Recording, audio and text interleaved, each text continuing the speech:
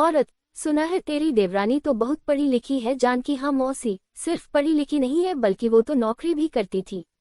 औरत, अच्छा, तो तू ना जरा बचकर रहना।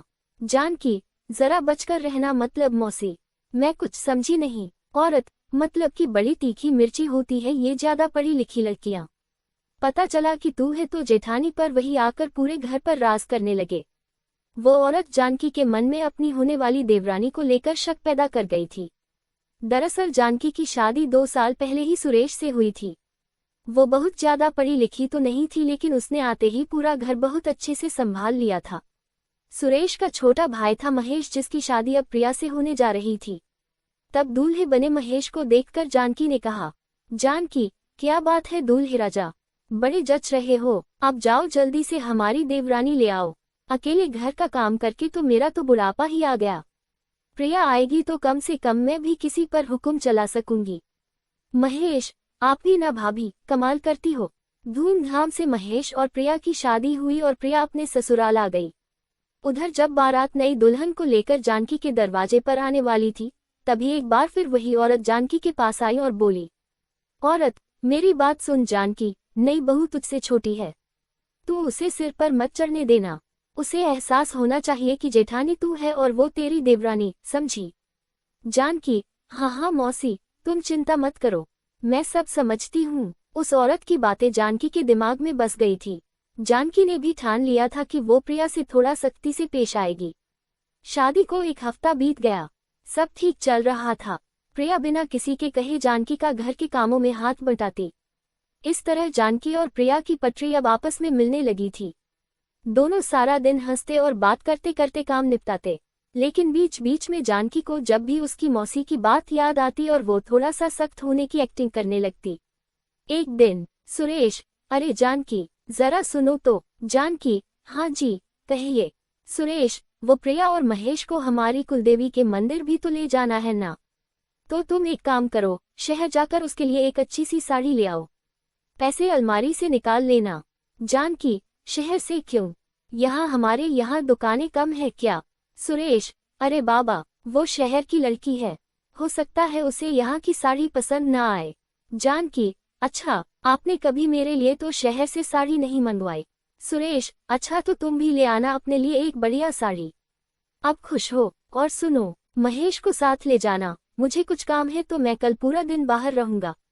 जानकी, ठीक है। सुरेश की बात सुनकर दोनों हंसने लगे। अगले दिन, जानकी अपने देवर महेश के साथ बाइक से शहर के लिए निकल पड़ी। रास्ते में महेश ने जानकी से पूछा, महेश, क्यों भाभी, जेठानी और देवरानी की सही बन रही है कि नहीं? जानकी, तुम बाइक चलाने पर ध्यान दो, बड़े आए रिश्तों के इंस्पेक्टर। महेश, रिश्तों का इंस्पेक्टर, पर देखना भाभी एक दिन आपको प्रिया पर नाज होगा। जानकी महेश की बातें सुनकर सोच में पड़ गई। वो भविष्य देखने की कोशिश कर रही थी, लेकिन उसे क्या पता था कि आगे कौन सी अनहोनी उसका इंतजार कर रही है। वो जिस रास्ते से जा रहे थे वहां एक बेकाबू ट्रक ने उनकी बाइक को जोरदार टक्कर दे मारी, जिसकी वजह से महेश ने मौके पर ही दम तोड़ दिया। जानकी भी कई फुट उछलकर दूर जा गिरी थी। वहां मौजूद लोगों ने दोनों को अस्पताल पहुंचाया। सुरेश, वो दोनों तो ठीक है ना डॉक्टर साहब? डॉक्टर, आई एम सॉरी, आपकी पत्नी जिंदा तो है लेकिन मैं आपको बताना चाहता हूं कि वो भी एक जिंदा लाश से ज्यादा कुछ नहीं है। इस हादसे में उनके सिर पर गहरी चोट आई है। हमने उन्हें बचा तो लिया है लेकिन दिमाग में लगी चोट की वजह से ये उनके पूरे शरीर ने काम करना बंद कर दिया है। अंदरूनी अंगों को भी बहुत गहरी चोट आई है। हम उन्हें कुछ दिन ऑब्जर्वेशन में रखेंगे।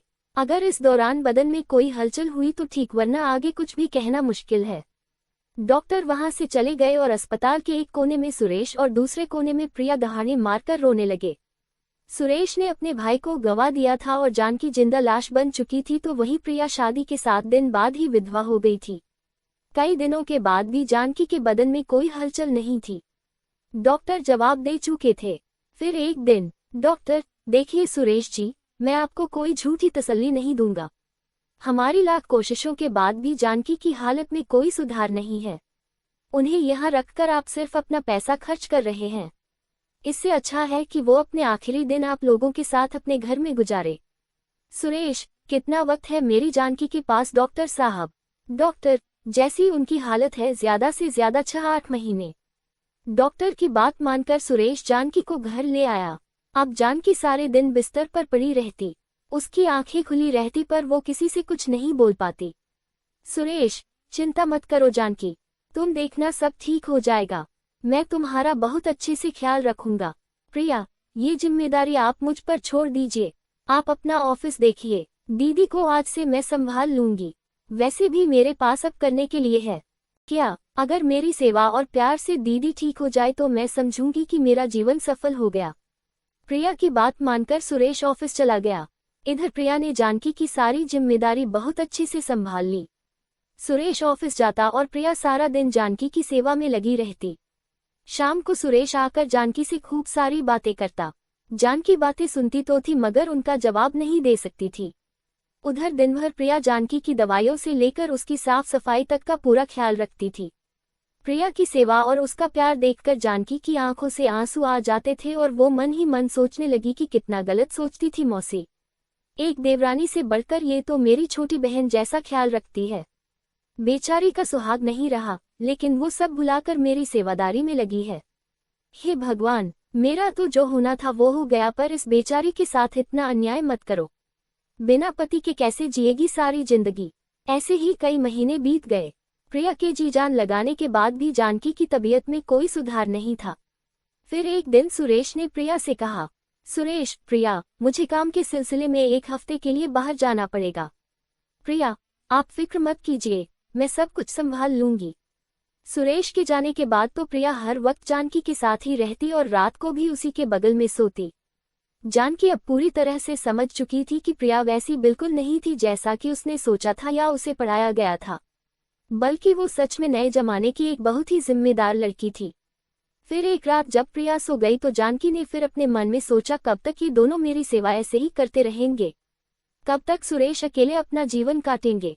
कब तक मैं इन दोनों पर ऐसे ही बोझ बनी रहूंगी? यही बातें सोचते सोचते जानकी की भी आंख लग गई। 1 हफ्ता बीत गया। सुरेश वापस आया तो आते ही वो जानकी के पास बैठ गया। प्रिया भी सुरेश के लिए पानी लेकर वहां गई। तभी अचानक जानकी के हाथ में हलचल हुई। ये देखकर सुरेश और प्रिया बहुत ही खुश हो गए। वो डॉक्टर को फोन करने ही वाले थे कि उससे पहले ही जानकी का कांपता हुआ हाथ सुरेश की तरफ बढ़ा। सुरेश ने फौरन आगे बढ़कर उसका हाथ थाम लिया और फिर जानकी ने प्रिया को भी आंखों से उसके पास आकर बैठने का इशारा किया। प्रिया भी फौरन जाकर जानकी के पास बैठ गई। प्रिया, अब सब ठीक हो जाएगा। मैं डॉक्टर को अभी फोन करके यहाँ बुलाती हूँ। लेकिन प्रिया वहां से नहीं जा सकी क्योंकि जानकी ने उसका हाथ पकड़ा हुआ था। फिर जानकी ने एक गहरी सांस ली और सुरेश और प्रिया का हाथ एक दूसरे के हाथ में दे दिया। उसकी आंखों में आंसू और होठों पर एक हल्की मुस्कान थी। वो क्या कहना चाहती थी, ये सुरेश और प्रिया अच्छे से समझ चुके थे। तब प्रिया ने उससे कहा, प्रिया, आप ये सब मत सोचिए, आप अब ठीक हो जाएंगी। कहते हुए प्रिया जानकी के काफी नजदीक आ गई थी, तो जानकी ने प्रिया के सिर पर हाथ रखा और फिर वो हमेशा के लिए शांत हो गई।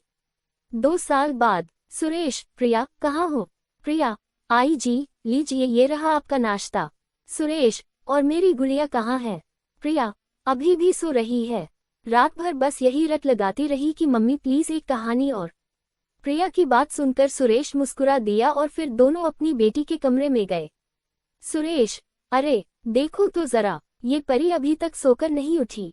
लेकिन अब जब पापा आ गए हैं तो मेरी जानकी को तो उठना होगा ना। जानकी, गुड मॉर्निंग पापा। Good morning mummy. आज की ये खास और मजेदार कहानी आपको कैसी लगी, नीचे कमेंट में जरूर बताएं। दोस्तों, अगर हमारी वीडियो आप लोगों को पसंद आई है तो प्लीज लाइक सब्सक्राइब करना ना भूलें। धन्यवाद।